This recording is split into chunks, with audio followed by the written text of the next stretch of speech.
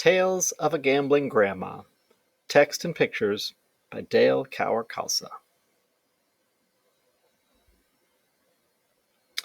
My grandma was a gambler. This is the story of her life, as she told it to me, and as I remember it. Grandma was born in Russia. When and where exactly, she did not know. She only remembered that one night the Cossacks charged into her village, brandishing their swords and scaring all the people. My grandma, who was only 3 years old, jumped into a cart full of hay and covered herself. Somewhere she lost her shoe, and so she escaped to America wearing only one little black shoe, hiding in a hay cart drawn by a tired white horse, all the way across the wide slate-green Atlantic Ocean. At least, that's how she told the story to me. She landed in Brownsville, Brooklyn. There, she grew up. When she was old enough to get married, my grandma borrowed a balalaika. She couldn't play the balalaika, but she could hum very loudly. Every evening she sat down with her balalaika on the front steps of her building, trying to catch a husband.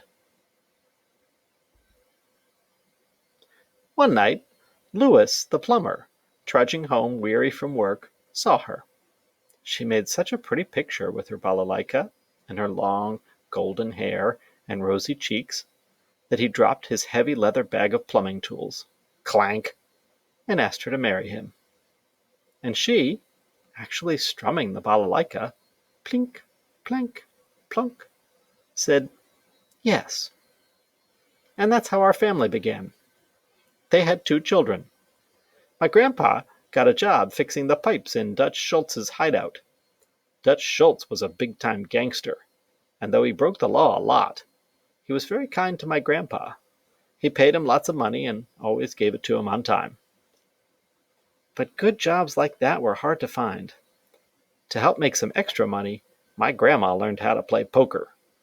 She was very good. Sharp-eyed and quick with her hands, she could mark a card with her fingernail and hide aces in her sleeve.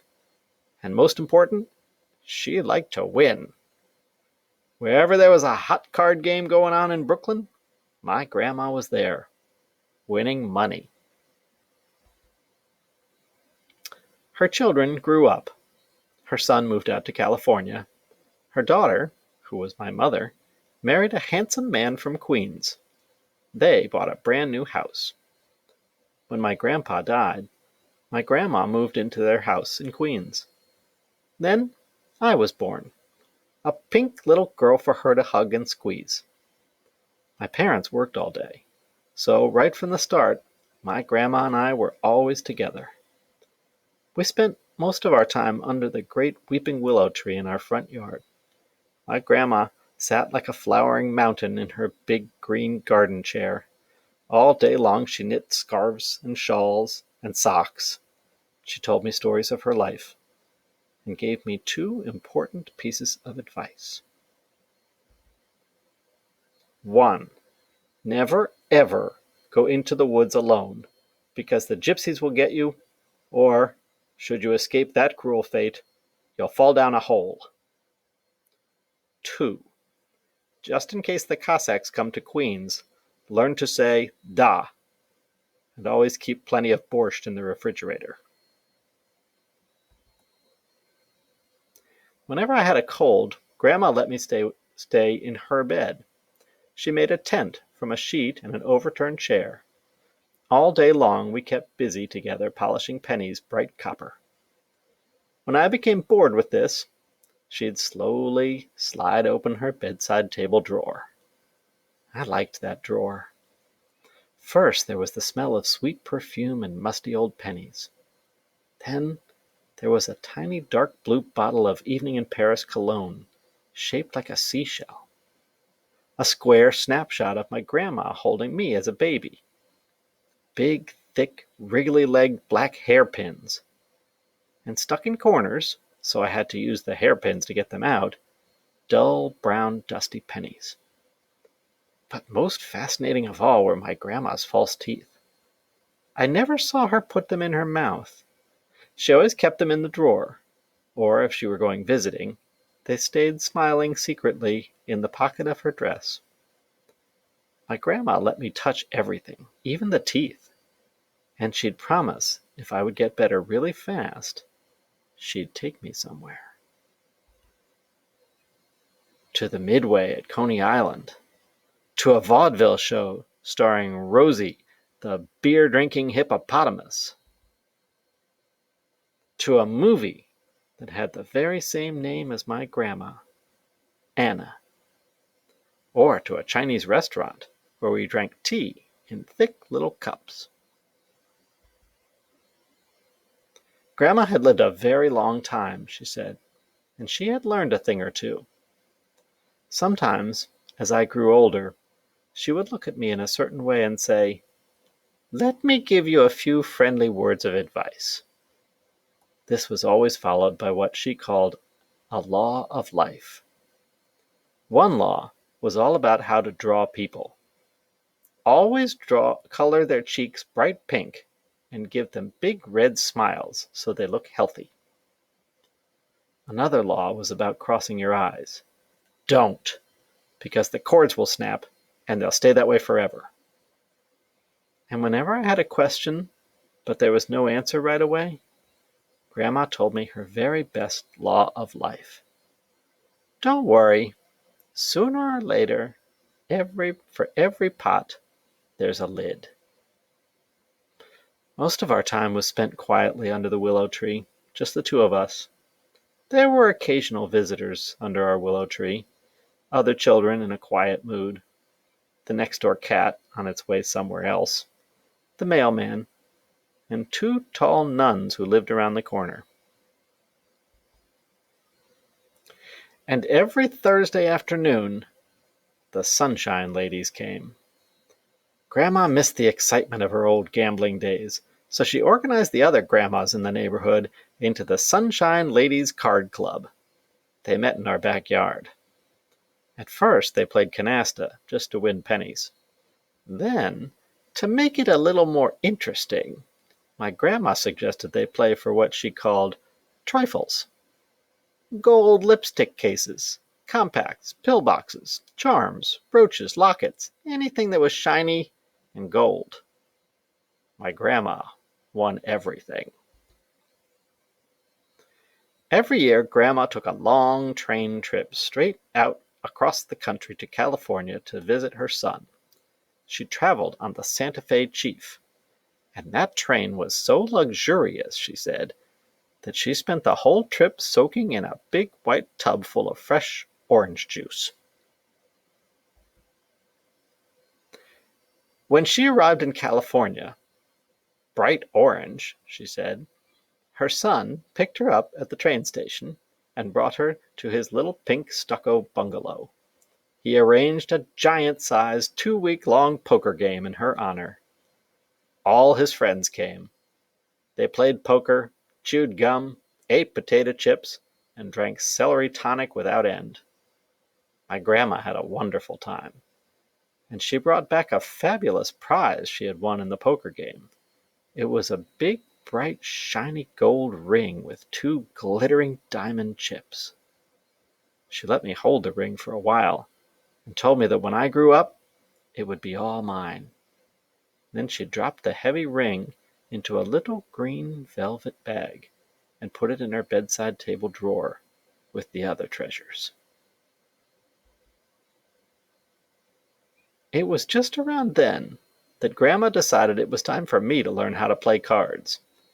After supper one night, Grandma cleared the dining room table quickly. She lined up little piles of pennies and set out a fresh deck of cards. She taught me how to play Go Fish, Old Maid, and Gin Rummy.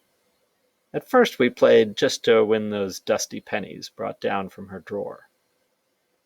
But after a few weeks of lessons, when I had learned how to hold my cards close to my chest so no one could see them, and to not bounce up and down yelling, "Guess what I have!" every time I got a good hand, then she taught me how to play what she called real cards.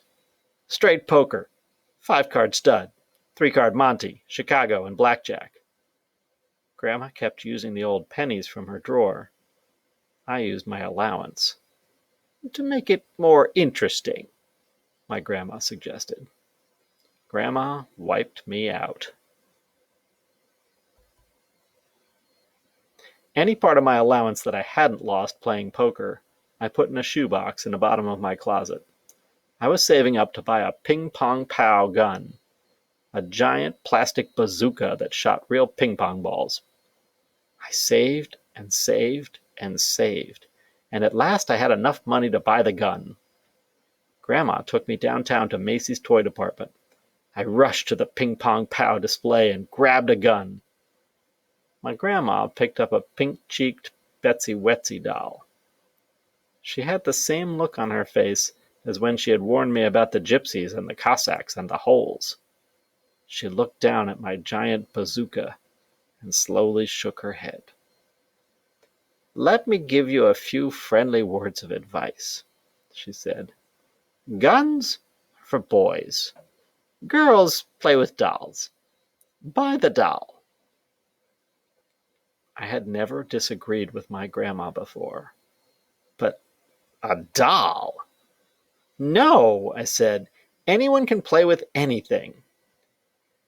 And that was the only real argument my grandma and I ever had. Guess who won? Every day I came home from school for lunch. Grandma sat waiting for me at the dining room table. I only ate sandwiches that were cut into 4 long pieces with the crusts cut off. My grandma understood this because her favorite sandwich was a banana rolled up in a piece of rye bread. I never sat down to eat. Instead, while my grandma listened to the soap operas on the big brown radio, I marched around and around the living room rug, stepping only on the roses.